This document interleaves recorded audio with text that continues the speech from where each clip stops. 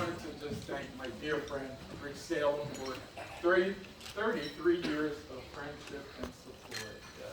Just an incredible man, and I thank you so much, Rick.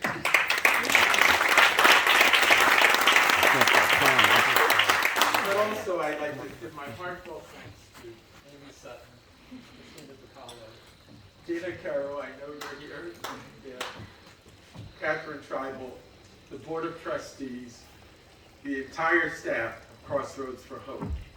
You truly are remarkable, and all that you do makes a difference, and I truly value and appreciate it.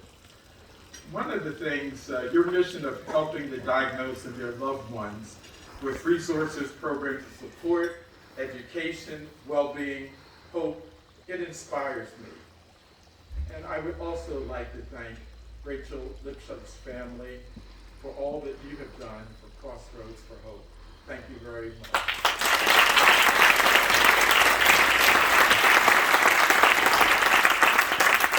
Tonight is a special evening for me because I'm surrounded by love, the love of family, the love of friends, the love of colleagues, and each of you truly have empowered me during my journey of life, and I couldn't do it without all of you.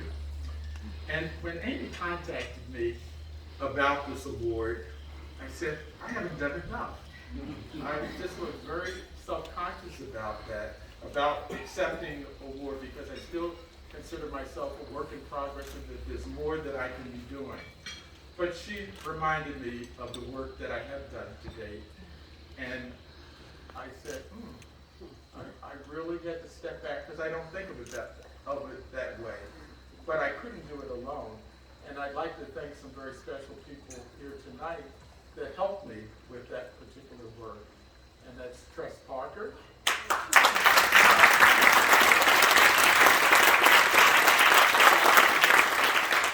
Dr. Clint Parker,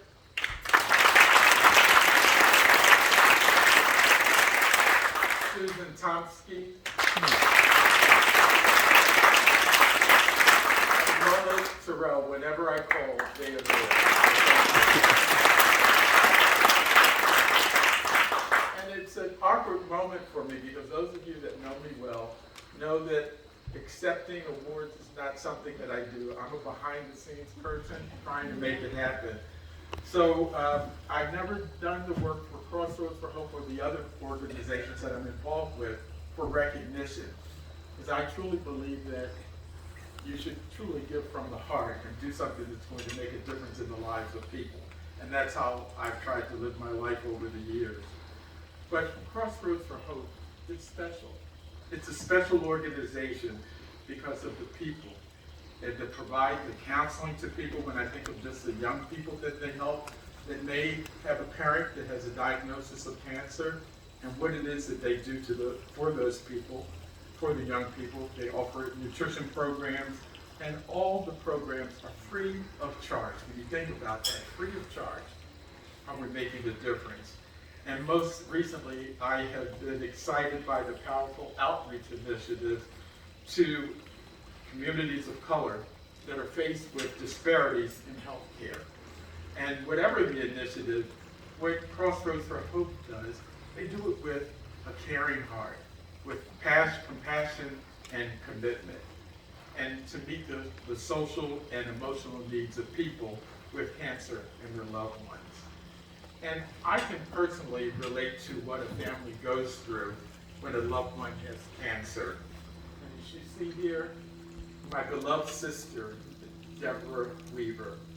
And my life and that of my entire family was forever changed when Deborah died from breast cancer at the age of 32. And many years have passed. However, this experience is still so vivid in my mind, as though it happened just yesterday. And I stand before you tonight thinking about my phenomenal sister, because she's always with me.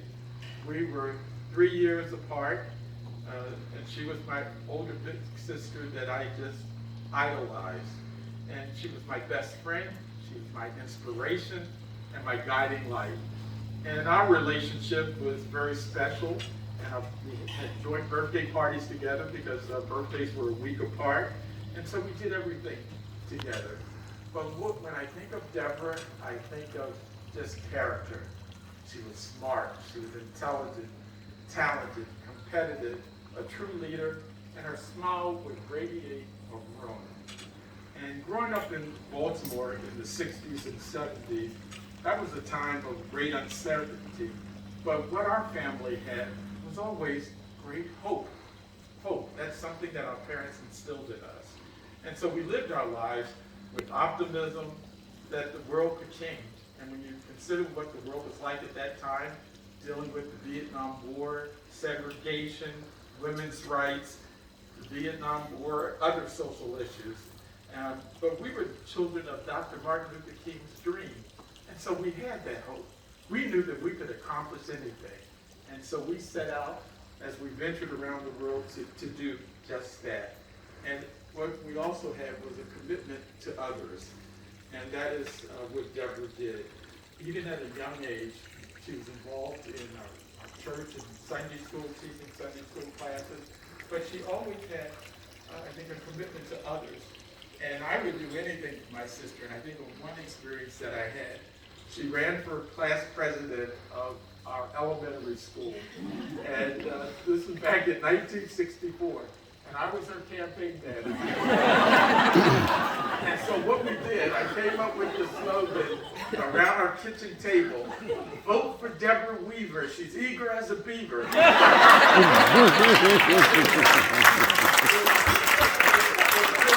think about it today, you know, I say, kind of bad, but it worked, and she won. She was a class president.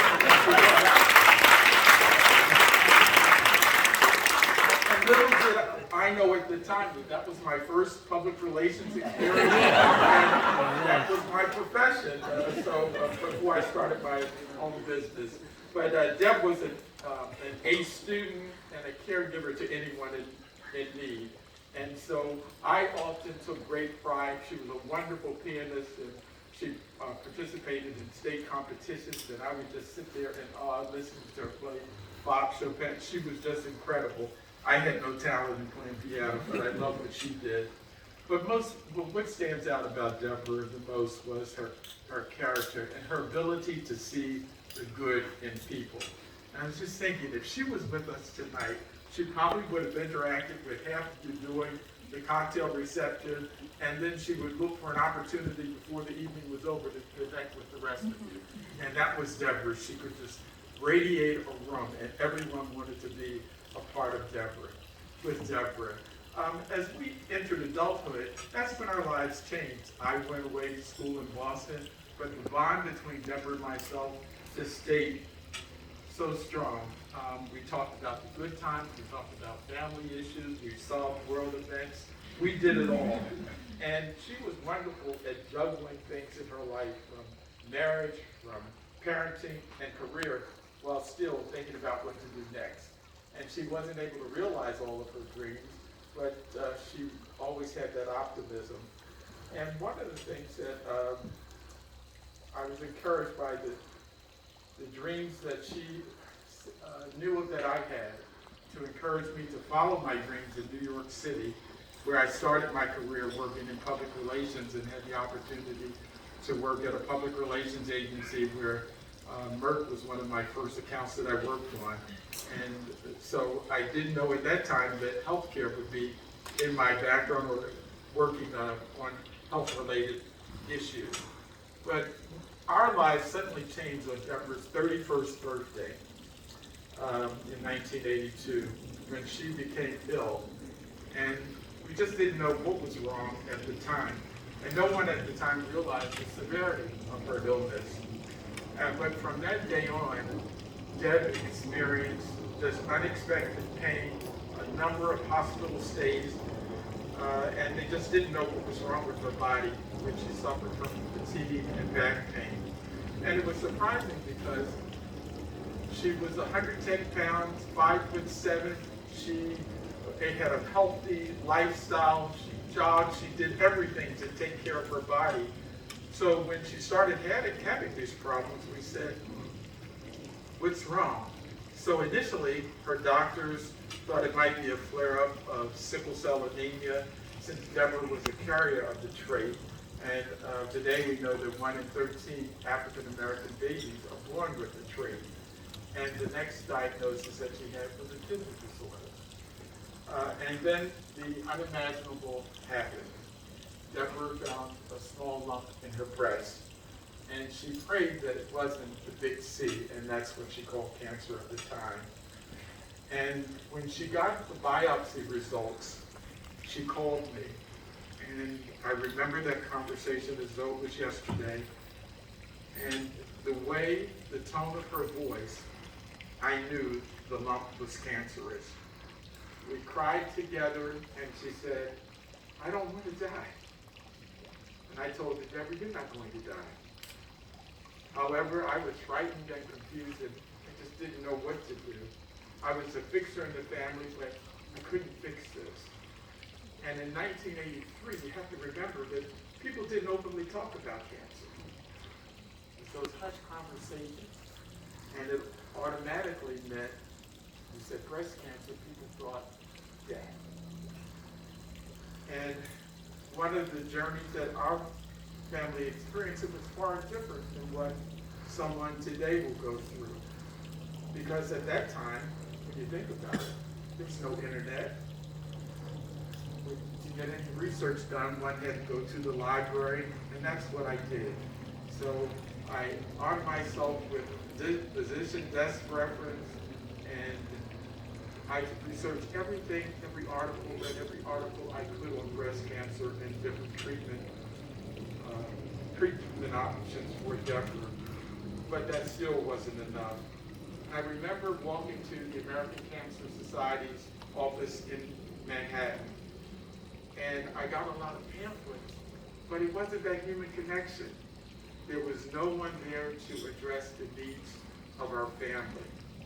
And the weeks ahead, they were grueling, because Deb was in pain, and we were trying to provide support for her. So on the outside, the facade was, we were calm, we were strong, we're going to get through this. But inside, each of us, we were falling apart, and we had nowhere to turn for help. And so one of the things that we did, we listened to the doctors, but we didn't know even the right questions to ask the doctors when they recommended a mastectomy for Deborah. We didn't even think about it. And this sounds, I think today, if you look at it, we didn't even think about getting a second opinion. So many of the things that we take for granted today, we just didn't even know, didn't even ask. And Deborah went through various treatment regimens, and we prayed that her life would be saved. But following the mastectomy, Deb had a regimen of chemotherapy, which took a toll on her physically as she endured hair loss, nausea, fatigue, and pain. But through it all, she remained positive. She provided the strength to our family to get through it. She managed to smile through the pain. Deb was more worried about her daughter, Sheena, who was 5 years old at the time, because she wanted to live for her child. She took great effort to make sure Sheena's life was as normal as possible, considering the circumstances. My mother and sister Adrian, who was a freshman in college at the time, they stepped in to provide Sheena with support. Her mother struggled now to provide, and I did whatever I could during my frequent trips to Baltimore. But one evening, my mother called to say that the doctors wanted to have a meeting with the family. And my train ride, the 4.5-hour train ride from New York, seemed like an eternity. As I rushed to the hospital to see the doctors and meet with my family, I just had a sense that it was a conversation we did not want to hear. Because seated around the table, a conference room table, when the doctors came in the room, there was no eye contact. I said, something's wrong. No eye contact. They sat down and they said that Deb's condition was not improving, and the prognosis does not look good. The cancer had spread to other parts of her body, and my mother, and I can still hear my mom's voice saying, "What can you do to treat my child? What can you do?" And there was a pause, and the doctor said, "I'm afraid there's nothing we can do for her."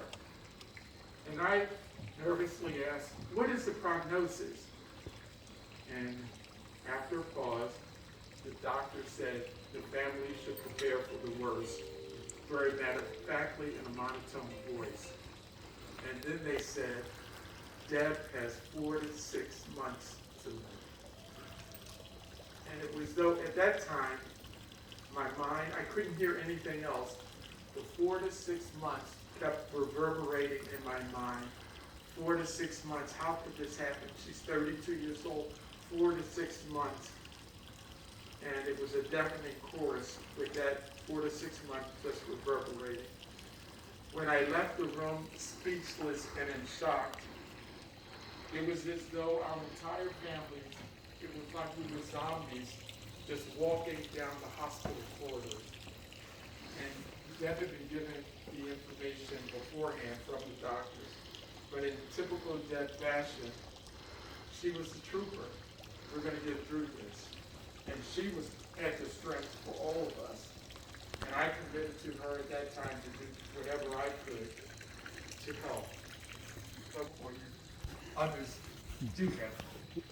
And I was fortunate, our family was fortunate that we found Dr. John Fetting, a young oncologist at the time that wanted to save this young woman's life. And he did everything possible that he could do. And with new therapies, trying everything for her. And I just remember at that time, my dad was battling Parkinson's disease. And he found the strength to drive Deborah to get her new regimen of chemotherapy, even though he could barely walk himself. But most importantly, Dr. Fetting, he listened to Deborah. He listened, and he explained the treatment processes. So some of the practices that we have today, that's what Dr. Fetting was doing in 1983. He was listening to the patient. But regrettably, the cancer had continued to spread throughout Deb's body. But her quality of life improved, and she was able to be treated on an outpatient basis, which provided her time to spend with her daughter, Senior. She knew that her tomorrows were not promised, and she made sure that her personal affairs were in order. She was not afraid of death because of her faith. And she reached a sense of peace in her life. And when we began to have those difficult conversations about dying, her wishes, she wanted me to make sure to shower her daughter with love and affection, and she named me executor of her daughter's estate to ensure that she had a wonderful education. And she found the strength to plan Sheena's 6th birthday party, and she did everything to ensure that Sheena was happy. By late November, all of the treatment protocols were exhausted, and there was nothing else for the medical team to do for Deborah other than to control the pain. And when we brought Deborah home to care for her, we showered her with love, and my mom worked tirelessly around the clock, tending to Deb's every need, aided by my sister Adrian and sister Agnes Nixon of hospice. Dr. Fetting came to our home several times to talk with Deborah, to show compassion, and because of this, he will be forever remembered. And Deb was able to read to her daughter a few more times before closing her eyes forever. On December 2nd, she passed away at the young age of 32. And today I know my family would have benefited from the services of Crossroads for Hope. And when Deb died, a part of my mom and a part of my dad also drifted away. And the loss of the oldest child left an unimaginable void in their life. And they passed away 2 years after. But Deb just inspired us all, and it's because of her lessons of love and optimism that she instilled in us that her daughter Sheena and my sister Adrian stand strong today. And I'm honored to have Sheena and my sister.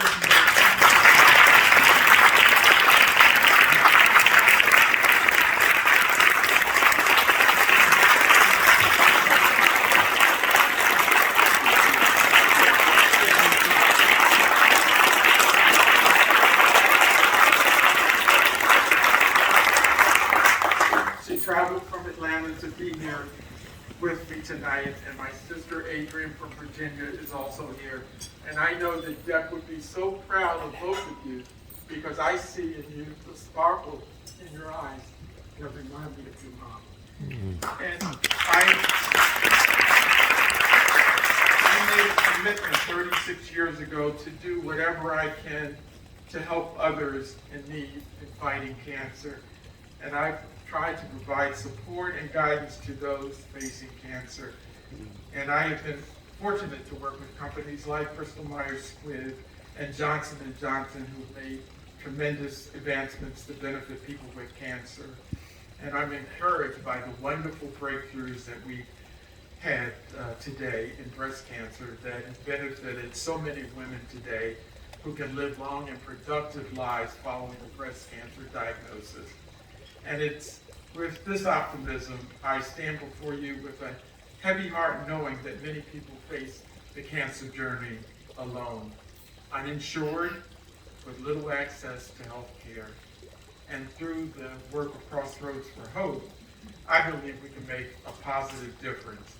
And I challenge everyone tonight to make a commitment in the fight against cancer.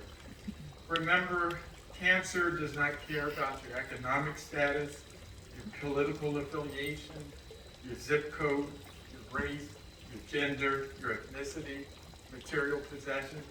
And as my sister used to say, cancer is a great equalizer. And my commitment to helping others today can remain strong. And I'm reminded by a song that my mom often played by the great gospel singer Mahalia Jackson. If I can help somebody as I pass along, then my living shall not be in vain. Yeah. And I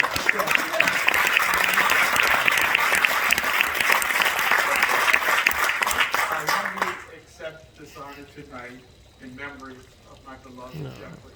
Thank you.